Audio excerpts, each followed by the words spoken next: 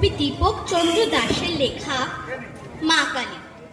সেই ছোট্ট থেকে মিথ্যে কথা বলতে হলেই বলেছি মা কালী।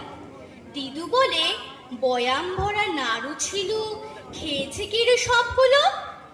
আমি খাইনি মা কালী। দাদু বলে হায় হায় হায় রে, চশমাখানা ভাঙলো কে রে? আমি ভাঙিনি মা কালী। মা বলে রান্নাঘর শুকনো ছিল, এত জল কে ঢাললো? আমি ঢালিনি মা কালী। বাবা বলে রেজারখানা কে নিল? বাক্সতেই তো ছিল, আমি নিইনি মা কালী। দাদা বলে বইয়ের পাতা ছিঁড়ল কে রে? একটু আগেই গেছি পড়ে, আমি ছিঁড়িনি মা কালী। এত মিথ্যে বলে বলে এবার সত্যি ক্লান্ত আমি মা কালী।